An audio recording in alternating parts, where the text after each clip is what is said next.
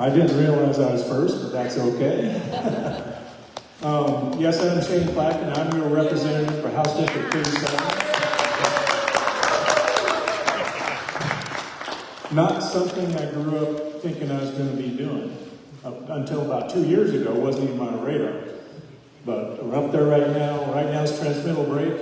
Transmittal is about a week long this time instead of 3-4 days.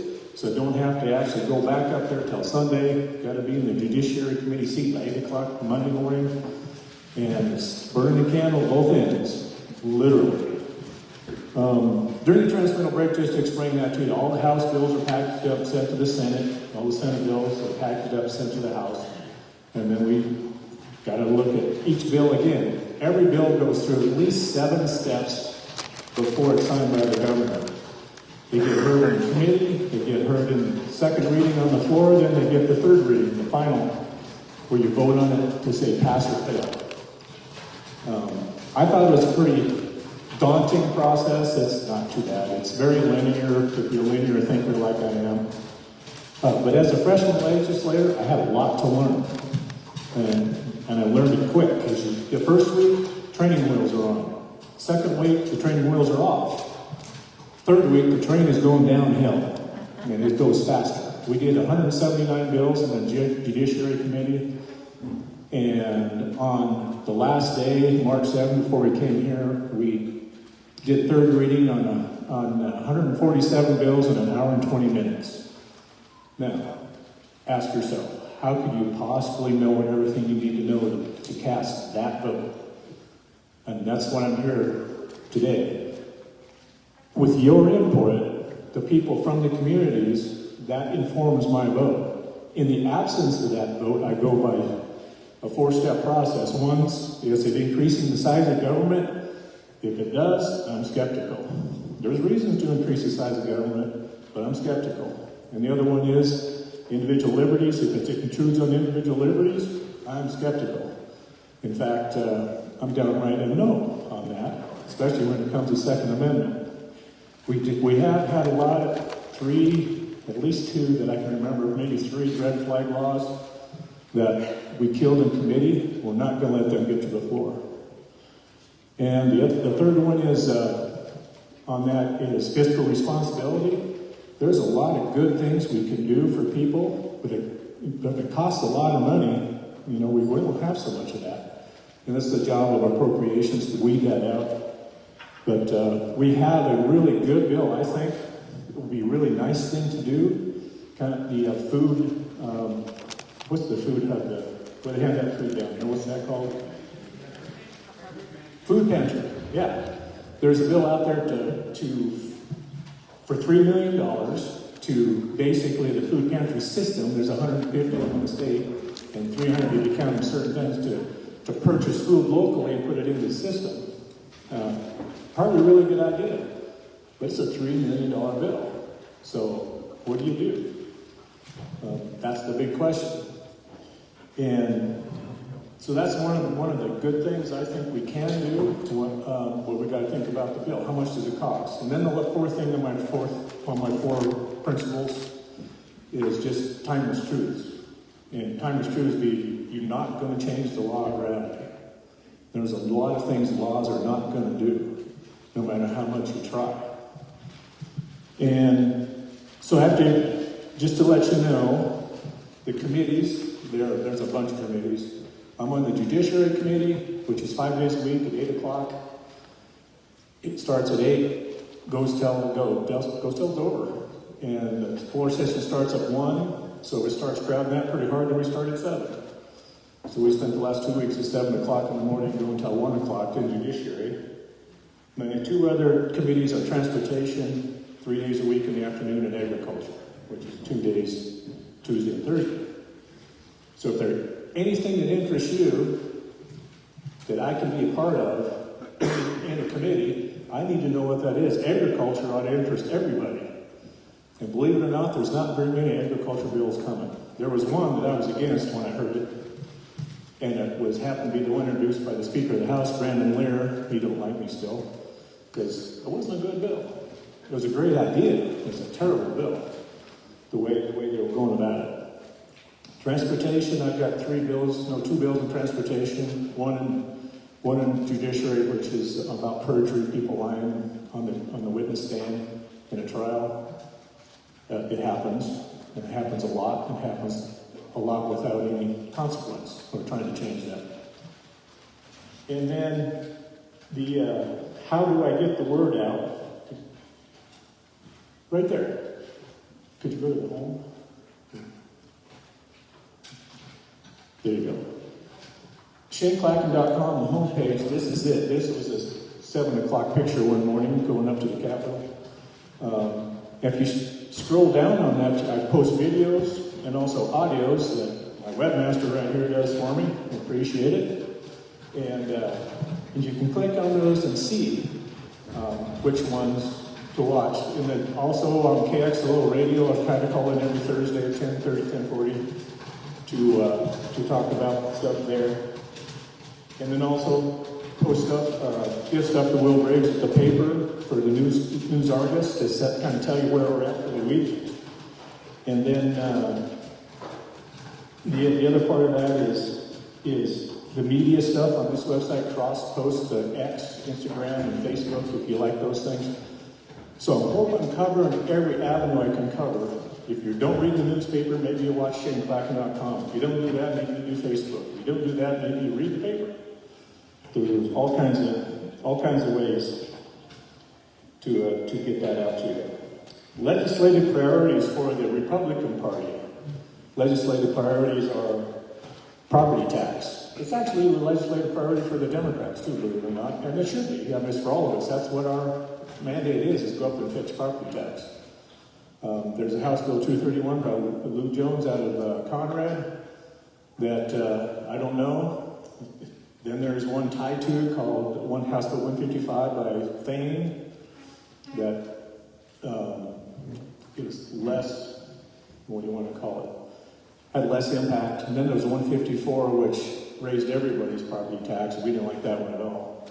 But 231 and 155 are tied together. See, you got to kind of stand by to see what the Senate is going to give us and put them back together.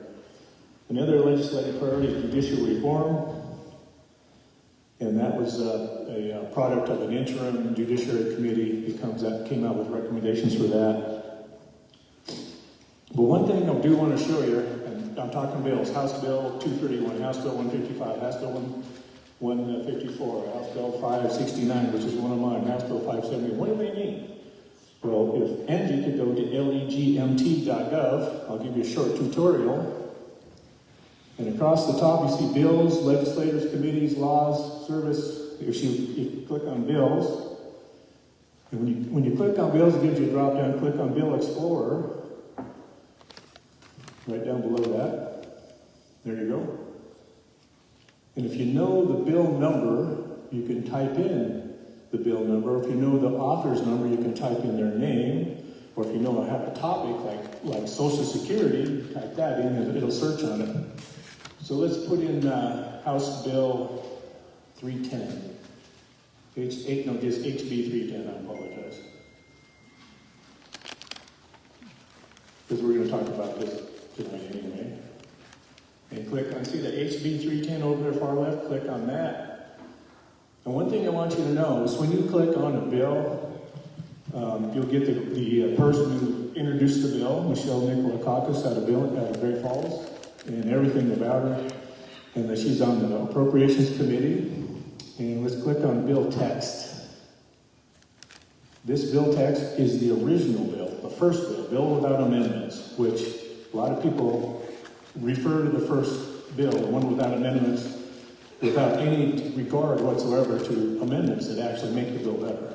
So we can click over here to the amendments part where it says amendments, and then you see there's 1, 2, 3, 4 of them there, but they're all numbered the same, except for the first one. So we click on the bottom one. The bottom one, in theory, is probably your most current bill, the one you really want to scrutinize. And as we go up, we can see lines under line 18 there as an example, 18A that's underlined. Well, that's part of the amendment. That's what's put in there. So see the changes, you see the strikeouts. So when you want to talk about a bill, go to the amendments. That's the most current. And one way to understand the bill is don't worry about what they say in the papers. Don't quit reading the columns. Read the bill. That's where you're going to get your information, because I can slam any bill the way I want to also. Read the bill, put your own thought into it, see if it really says what you want it to say, what you think it says. You know, if somebody tells you something, well, I don't know if that is what it says or not, go read the bill. That's going to be your best information. Amendments matter. And we'll see on amendments here, and go scroll down if you would. Strike through means that's gone. It just means they leave it there so you can see what's gone. Let's scroll to the top again, please. Go back, click on Bill Explorer.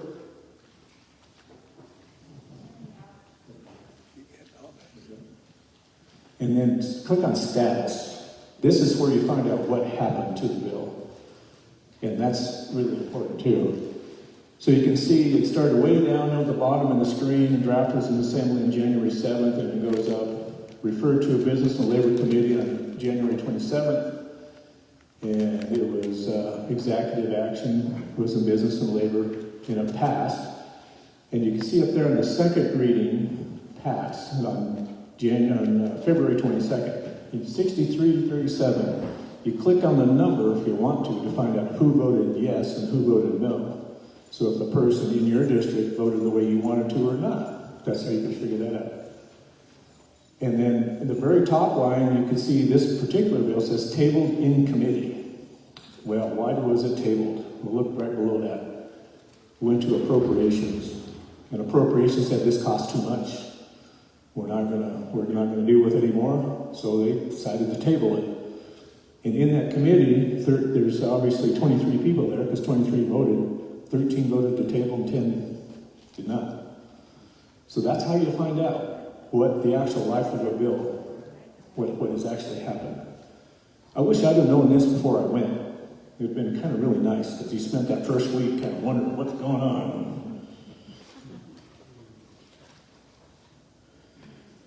Okay. We have some other bills that we'll come back to this one later. But we already talked the property tax bills. House Bill 676 is an important one for us agricultural people, for those who have state leases, that if they develop water on a state lease and they ship it, not on a state lease, develop water on their private property, drill a well, something, and then pipe it to the state wants to put water rights on your water. Well, this Bill 676 is going to get rid of that. It also does some other thing that's kind of controversial. It suggests in there that landlocked state in holdings, as in you can't get to it as a non-leasee or the landowner around it. It's landlocked, you can't get to it. It's like 80-acre parcels here and there. There's a suggestion in that bill to sell it, because people aren't getting to it anyway. And the argument for that is that 80-acre lot might garner $200 a year in state lease, but if the landowner who surrounds it wants to buy it for $80,000, that's 400 years of $200 a year payment. Don't that kind of makes sense in that regard? But it is controversial, because there's some folks that, and I agree, state lands and state hands, and certainly agree with that. But the public isn't getting to some of this land anyway. So that's kind of part of it. We'll wait. Some other priorities we have in the House, at least, is we're trying to make diversity, equity, inclusion a thing in the past in the public sphere, as far as being funded by public and then presented in public, as far as requirements on job applications or a discriminator on going to college, DEI statements, or trying to, people want to do that, that's fine, just not at public expense. And the last one here, We had a lot of hot topic there is gender transition and stuff, as you might well imagine. It gets pretty heated in judiciary once in a while about that, and we're seeing a lot of stuff come down the pipe on that. So I'm here to tell you, judiciary is not boring. There's a lot going on. You're kind of on the leading edge of the social issues from a law perspective on judicial issues, and it's pretty intense at times. But I do want to tell you, outside of those walls, I don't know what people are hearing as far as media, as far as news stations and newspapers. But in the walls, I sit right between two people that I don't hardly ever vote the same as, because they're ideologically different. But at the same time, we sit there and we have fun, we joke with each other, and when we get done with the vote, we get up out of our seats, and when we're done, and we walk down the hall together to go to the House floor. So the idea of head button inside that building, not unless you're in the Senate. The Senate's a different story. That place is a mess.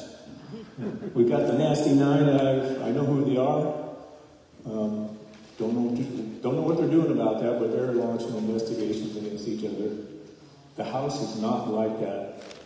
I've heard in the past that the House is kind of the rambunctious bunch, but not this time. What's the other one? So, with that, how do you want to start with 310? Okay, House Bill 310. That is the House bill up there that we just looked at. It got tabled in committee after it went to appropriations. That's the one that deals with funding a program for warming shelters. And it's, in the House when it was debated, Melissa Nicolakakis, who's a Republican out of Great Falls, sponsored it. George Nicolakakis, her husband, was on that sponsor list also. And can we go scroll to the top? That's another thing I didn't tell. Scroll to the top there. It says, introduced by M. Nicolakakis, Jane Weber out of Great Falls, Valerie Moore. She replaced Rhonda Knudsen out in the very northeast part of the state. Daniel Zolnikov, Casimir Lammers, they're both senators. Smith Yakovich, who's a senator, Republican. S. Fitzpatrick, Russ Minor, they're both in the House. And I could go through the rest of them. But interestingly, during all this, you actually get to know these people quite well. Like Staffman up there, he's a Jewish liberal guy. Kind of fun, very smart guy. He sponsored it. And when you read in the lines 6 through 9, a bill for an act entitled, an act establishing a grant program to increase community shelter capacity to serve the homeless population. Establishing criteria for grant awards, providing an appropriation, providing rulemaking authority, and providing an effective date and termination date. Would you like to play my video?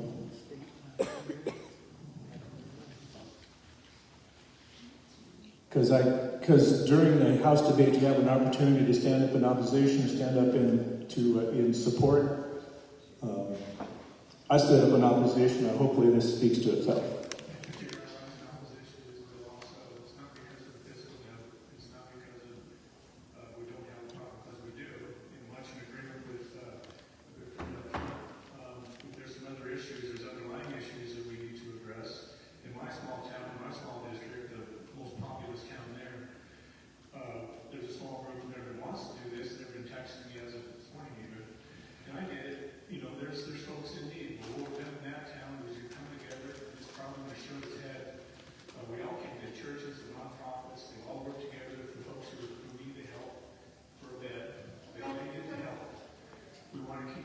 Keep it local, help local, because we've seen and heard the situations where when these actual brick and mortar facilities show up, they come to.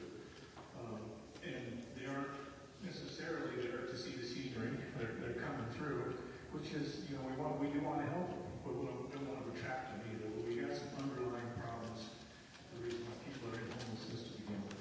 So go ahead. Representing. So vote in red is no. Vote in green is yes. I'm not sure I can explain to anybody here standing in front of you what my position is on that as your representative pushing the red or green button. As of right now, it's tabled, so as of right now, we're not gonna see it again unless it's brought off the table.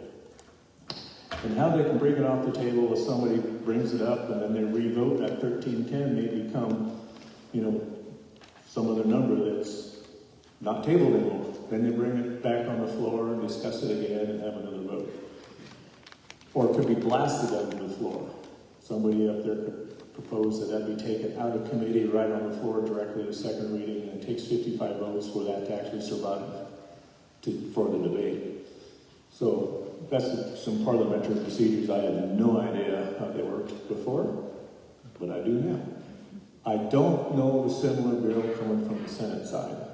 That's not to say there's not, because in the House side we're up to 818 bills. Now that's only halftime. So I don't know how many the Senate's going to bring over. But this one here, for now, I know, the Community Mining Solutions was started over this issue, thanks to a great big meeting we had posted down there by Roy and others down in Yogo Inn. And we're still here, right? We're still trying to figure this out. And I'm probably not your guy. I think you need to talk now. Oh yeah, any questions? I'm sorry. I was going to mention on the state land thing, when they buy those isolated tracts, it goes into the land bank. I don't know if you follow through on that, but you did mention, so people, when they buy it, then put the general fund, it actually goes into the land bank, and then they buy a comparable, spend the money for something else, they tend to block together bigger chunks, or prime commercial land where they can get more money out of for the state. Because all that money goes to schools. Okay. School. Pretty much this whole, I'm gonna call it land swap. They sell some, they want to buy some somewhere else to block it up. Anything else? Yes, sir. Could you give a short version of that bill, just like what would happen if it passed, what would it do? Well, if that bill passes, if it comes back up and resurrects and passes, we got to really dig into the meat of it. And what it comes down to is a grant program, a one-for-one match, and there's points associated with it. And there's scroll up a little farther if you would. Not a very long bill. Right there, line 10, the department may now award more than $250,000 in matching funds for projects serving the same community. Then there's a point system. Application process must utilize a 1,000-point weighted scoring system. The applicants must receive points according to following priorities: geographic diversity, capacity of the applicant, affordability and financial feasibility, community need, and impact in responding to community need. And there are going to have to be rules written about that. The bill isn't going to tell you how it works, it's going to tell you just the components of what has to go into the formula. And on the bottom there, which is a very important part of this bill, section 2, appropriation, there is appropriated $2 million from the general fund to the Department of Commerce. It was, as you can see, struck out Public Health and Human Services, beginning July 1st, 2025, and there's a termination date on it. Termination date, very bottom, section 5, termination June 30th, 2027. So maybe that was a way to make it palatable, for lack of a better term, to put an end date on it. Now that doesn't tell you how it works necessarily, because the rulemaking as far as implementing the program, but those are the components of it. Did that answer your question? I don't know how it works either. So would it help slow it down, the warming shelter being built, or would it make it harder for them, or? This? Yeah, or it would make it easier. Well, it's making it easier. It's Make the it idea is easier, yeah. to make it easier. Yeah. Yeah. How do we make it harder? Yeah. Well, everybody on that committee that passed, that tabled at 1310, everybody on that committee, Vote red, huh? every one of you get their email address for every one of them and write them an email in your words, not some cookie cutter stamp produced by the board words, but your words saying why you don't want it. That's what affects it. And that's something that I should have covered in my notes here. The most effective thing for me, somebody telling me what to do, is a handwritten note with you took the time to take a stamp on it and send it to me. But that's unrealistic. An email in your own words now is really good, because we get a lot of emails, anti-this, pro that. They're just form, they're cookie cutter stuff from Connecticut and Texas and places where I could really care less if they send me anything. And some from in Montana, that they're getting closer to meaning something, especially if they're from this house district. Now I might pay attention if they're from this house district. But even then, if they're cookie cutter, after a while, I just don't read them anymore. So anything in your own words. Another thing is attached to my phone. Another thing is in voicemail. I might not listen, I might not respond, but I will listen to them and read them. They'll go down in my memory bank of, well, generally speaking, people are for this, or generally speaking, people are not for this. I'm not going to please everybody, I'll tell you that right now, because people have their own mind. But if I don't hear from the voters on a particular topic that you're interested in, and then talk to me later, well, you didn't vote right on that, well, did I hear from you? That would stop the conversation right there, maybe. One more question. I was just going to mention too that they could call in to that phone. They'll let you call each call. You can call 5 people. I think still 5. Yeah. They'll call 5. And they take it verbatim, and then at 1 o'clock, when he goes into the floor, there's a little slot on the desk, and all these phone messages are stuffed in there. So the guys, it's a quick way for those of you that don't want to, take the time to write. If you actually call in your own words, give that little short blurb to the 5 legislators. So like on the committee, you could send that same message to 5 people, and then you call back and send another 5. Is it considered though? Is it considered? And that's not cookie cutter, that's your words. And that turns out into 2 places, either on... Is it transcribed from the voice message? Yeah. And they, blue sheets on your desk. So it's a physical copy on your desk, or now they allow you to collect it inside the computer. So yeah, those mean a lot. Like I said, 5 at a time. Yeah. And there's the phone number on the bottom left, general, 444-3064. And there's a better, I'm sorry? This is legmt.gov. There's other places that people get information from. This is the best one because this is what the legislators use. Question over here. Go ahead, Jason. Yeah, Shane, you might just tell people that they can actually go on there and they can actually testify. Yeah. Go over that. So you've got that option. It's wonderful. So Yes. you can hear it live.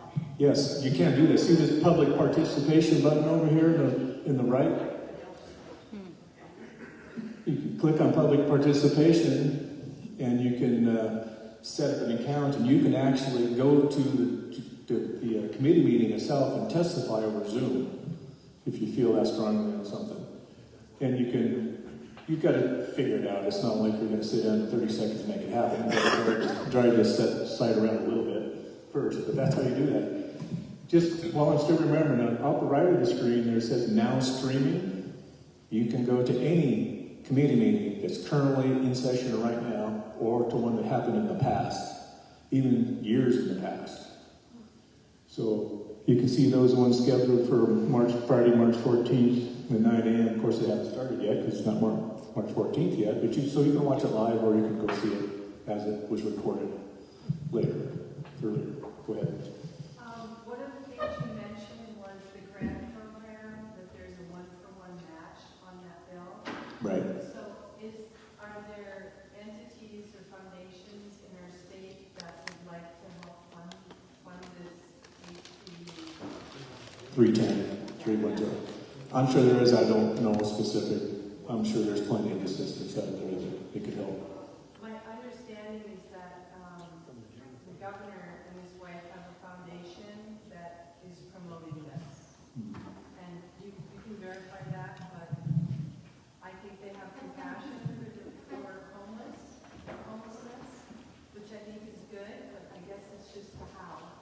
Yeah, I don't think anybody is not compassionless for the homeless. It's just how to figure it out so it works for this community rather than a cookie cutter for every community. Is the general thought. Any more questions? All righty. Now you get to go.